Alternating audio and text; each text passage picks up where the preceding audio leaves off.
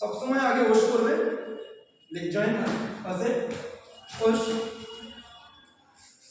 Osh করার পরে না এই যে নর্মাল স্ট্যান্স, কেউ হাত এরকম এরকম খোলা বন্ধ করবে না, ঠিক আছে? হাত একদম টাইট, কাকার নাম টাইট সদান বললাম।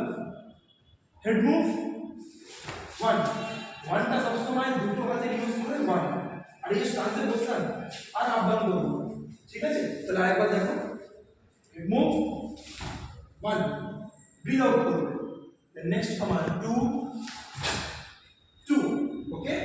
সবাই ভালো করে দেখো আমাকে। দেন থ্রি যখন হবে, প্রথমে হেড মুভ করবো থ্রি। এবারে তোমরা অনেকে কি করছে, এখান থেকে হেড মুভ একটা এরকম হচ্ছে, আর অনেক বড় হচ্ছে কি এখান থেকে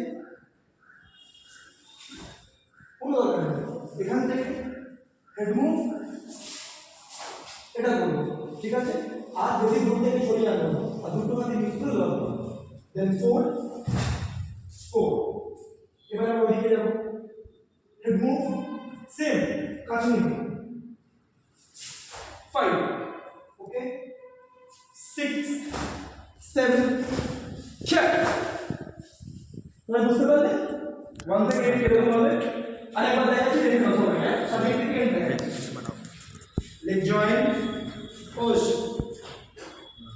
normal stance, tight position, head move one two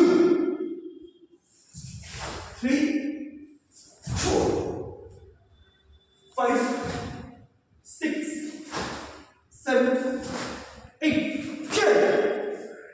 ওকে? বুঝেছো? बस बस push